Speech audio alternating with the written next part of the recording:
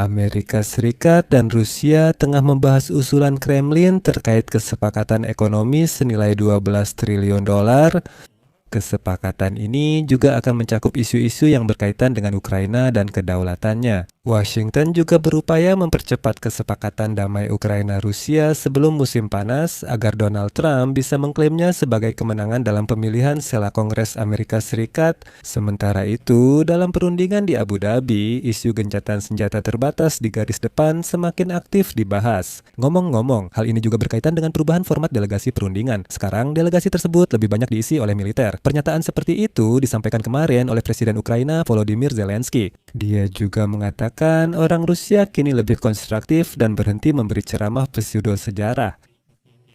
Zelensky juga menyatakan bahwa Ukraina siap membahas pembentukan zona ekonomi bebas di Donbas, namun hal itu tidak boleh berarti kompromi dalam masalah kedaulatan atau pengakuan kendali Rusia atas wilayah yang diduduki. Zelensky juga menegaskan tak ada yang ingin menyerahkan Donbas ke Rusia. Para ahli percaya Moskwa ingin memaksa Ukraina menyerah secara diplomatik dan politik sepenuhnya. Namun, hal ini tidak sejalan dengan rencana Donald Trump menciptakan perdamaian sebelum musim panas, sehingga Amerika Serikat siap menekan Kremlin. Namun, ada banyak ketidaksesuaian di sini yang ingin saya bahas dalam episode ini. Nama saya Alexei Peci, mari bahas topik ini bersama. Sebelumnya, mohon subscribe saluran ini, beri suka, komentar di bawah, dan ikuti Telegram Peci News. Tautan tersedia di deskripsi video. Jadi, baru-baru ini Volodymyr Zelensky dengan jujur menceritakan bagaimana perkembangan negosiasi. Menurutnya, Amerika Serikat ingin Rusia dan Ukraina menandatangani perjanjian damai yang akan mengakhiri perang pada bulan Juni. Sebelum Presiden Amerika Serikat Donald Trump mengalihkan fokusnya ke pemilihan sela Kongres Amerika Serikat, jadwal yang disampaikan oleh Volodymyr Zelensky untuk Amerika Serikat cukup ambisius. Karena masih ada perbedaan besar antara Rusia dan Ukraina. Juga karena Ukraina harus mengadakan referendum mengenai perjanjian damai sebelum penandatanganannya. Dan itu adalah proses yang bisa memakan waktu beberapa bulan. Nah, sudah ada pembicaraan tentang adanya opsi kompromi untuk mengadakan referendum itu pada bulan Mei. Namun masih ada ketidaksesuaian, yaitu Amerika Serikat belum segera memberikan jaminan keamanan sehingga perjanjian damai penuh pada bulan Juni kemungkinan kecil terjadi. Karena itu, saya akan kembali pada pendapat yang sudah saya sampaikan di episode sebelumnya, tentang fakta bahwa saat ini negosiasi difokuskan pada masalah gencatan senjata sementara dan tentang siapa serta bagaimana yang akan memantau dan menjaminnya. Jadi, idenya adalah untuk sekadar menghentikan perang terlebih dahulu, lalu setelah itu baru melakukan negosiasi. Meski tanpa batas, saya beri tanda kutip pada kata ini tentang perdamaian. Zelensky juga mengonfirmasi Amerika Serikat menawarkan perpanjangan gencatan senjata di sektor energi sebagai tahap awal gencatan senjata total. Zelensky menegaskan Ukraina siap meredakan serangan ke infrastruktur energi jika Rusia melakukan hal yang sama. Menurutnya, pihak Amerika kembali mengajukan inisiatif untuk sementara menghentikan serangan terhadap sektor energi selama masa negosiasi dan di musim dingin. Ini kembali menegaskan pernyataan saya sebelumnya, yakni tujuan menghentikan pertempuran saat negosiasi. Saya ingin mengingatkan bahwa sebelumnya kesepakatan serupa sudah dibahas, tapi rezim deeskalasi hanya bertahan kurang dari 4 hari.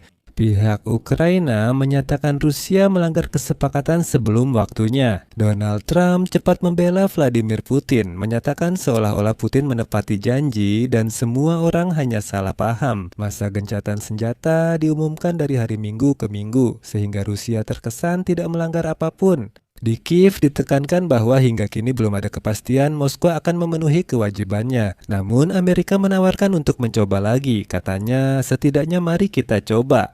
Delegasi Rusia, kata Zelensky, berjanji akan kembali membahas isu ini nanti. Nah, menariknya apa? Menurut Zelensky, orang Rusia memang mengubah retorika mereka dalam negosiasi dan selanjutnya kutipan dari Presiden Ukraina ada perubahan dalam retorika mereka. Mereka tetap tidak bisa dipercaya, sikap mereka terhadap kita masih sama karena membenci Ukraina. Sekarang saya ingin jelaskan soal perubahan retorika. Delegasi Rusia kini tanpa almanak sejarah dan penjelasan itu sekarang membahas hal lain. Dan lebih spesifik lagi, apa yang kita lakukan, apa yang tidak kita lakukan, apa yang kita siap lakukan, apa yang tidak kita siap lakukan, bagaimana kita akan memantau penghentian tembakan dan langkah-langkah konkret lainnya. Nah, di sini sudah mulai jelas. Media Axios mengonfirmasi bahwa perundingan terakhir berlangsung dalam kelompok kerja urusan militer yang membahas bagaimana mengontrol dan mematuhi rezim penghentian tembakan setelah pengumuman tersebut. Saya tegaskan, ini bukan bagian dari perjanjian damai yang sudah ditandatangani, melainkan tahap menuju ke sana. Zelensky menyatakan bahwa selama perundingan, pihak Amerika menegaskan niat mereka untuk secara aktif berpartisipasi dalam pemantauan kemungkinan penghentian tembakan di masa depan. Negosiasi di kelompok kerja politik membahas tuntutan Rusia agar pasukan Ukraina ditarik dari wilayah Donbas yang dikuasai Ukraina. Zelensky menyatakan Rusia masih menuntut penarikan pasukan Ukraina dari wilayah tersebut. Untuk pertama kalinya, Rusia setuju membahas usulan Amerika Serikat tentang zona ekonomi di Donbas untuk mengatasi perbedaan kedua pihak. Ini merupakan momen yang sangat menarik. Zelensky menegaskan Ukraina siap membahas zona ekonomi bebas di Donbas namun tanpa kompromi pada kedaulatan atau pengakuan kendali Rusia atas wilayah yang diduduki. Selanjutnya, kutipannya, saya tidak tahu apakah hal ini bisa diwujudkan karena ketika kami membicarakan zona ekonomi bebas, kami memiliki pandangan yang berbeda tentang hal itu. Oleh karena itu, kami berbicara tentang semacam zona besar. Sebagian dari zona tersebut saat ini berada di bawah kendali Rusia, sebagian lagi yang saat ini kami kuasai, yaitu bagian timur Donbas, akan tetap berada di bawah kendali kami. Jika kedua pihak sepakat untuk membentuk zona ekonomi bebas, maka diperlukan aturan yang adil dan dapat diandalkan. Maksud saya, aturan yang sama untuk kedua belah pihak, tawaran yang sama untuk kedua belah pihak. Kami sangat ingin meminta perlakuan yang lebih adil.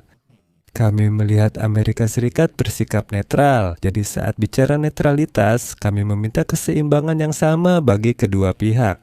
Ini adalah tanah Ukraina, dan Ukraina tidak mengakuinya sebagai milik Rusia. Bahkan jika itu menjadi zona ekonomi bebas, itu tetap tanah kami. Jika itu zona ekonomi bebas, itu adalah rakyat kami, bendera kami, dan itu adalah kendali kami. Cara mengendalikannya adalah keputusan kami tidak wajib membagikan rencana kami di sana karena itu wilayah dan kendali kami.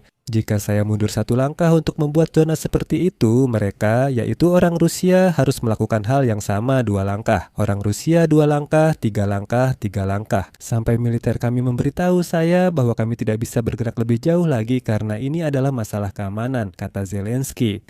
Di antara pertanyaan yang belum terselesaikan, Zelensky juga menyebut masa depan pembangkit listrik tenaga nuklir Zaporizhia dan perlu dicatat bahwa belum ditemukan pemahaman bersama tentang hal itu. Masalah ini perlu diselesaikan bersama dengan pemulihan ekosistem di seluruh wilayah. Orang Rusia menolak pengawasan bersama Amerika dan menyatakan jika mereka sudah mengambil pembangkit listrik tenaga nuklir Zaporizhia, maka itu sekarang milik mereka. Ya, semacam hukum pencuri ala moksha. Jika sudah mencuri, itu jadi milikmu. Zelensky menegaskan delegasi Ukraina telah menetapkan batas merah, yaitu setiap kesepakatan antara Amerika Serikat dan Rusia tidak boleh bertentangan dengan konstitusi Ukraina atau dibahas tanpa partisipasi Ukraina. Kita pun sampai pada pertanyaan bahwa Amerika Serikat dan Rusia menjalankan negosiasi sendiri yang jelas tidak menguntungkan Ukraina.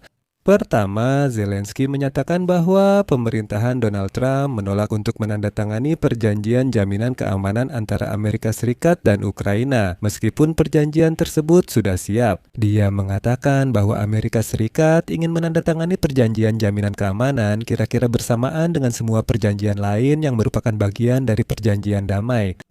Namun, Zelensky menekankan bahwa dia ingin terlebih dahulu menandatangani jaminan keamanan agar dapat memperkuat kepercayaan masyarakat Ukraina bahwa perjanjian damai tersebut akan benar-benar terwujud. Kalau tidak, itu hanya janji saja, itu saja. Selain itu, Zelensky menyatakan bahwa intelijen Ukraina telah memberitahunya tentang apa yang disebut sebagai rencana Dmitriev. Dia adalah asisten Putin yang pihak Rusia perkenalkan di Amerika Serikat dan yang mencakup kerja sama ekonomi antara Amerika Serikat dan Rusia senilai sekitar $12 juta.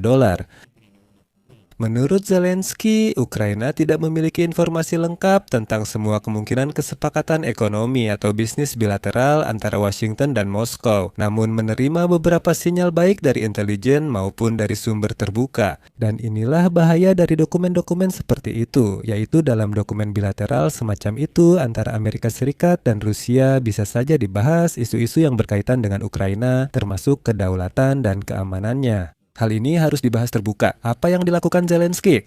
Zelensky menyatakan Amerika Serikat pertama kali menawarkan negosiator Ukraina dan Rusia bertemu di Amerika Serikat kemungkinan di Miami dalam seminggu untuk melanjutkan perundingan. Jadi prosesnya masih berlanjut meskipun semakin banyak ahli yang meyakini bahwa perundingan kembali menemui jalan buntu. Saya akan bahas di episode berikutnya, jadi saya akhiri di sini. Silakan tulis pendapat dan kesimpulan Anda di kolom komentar.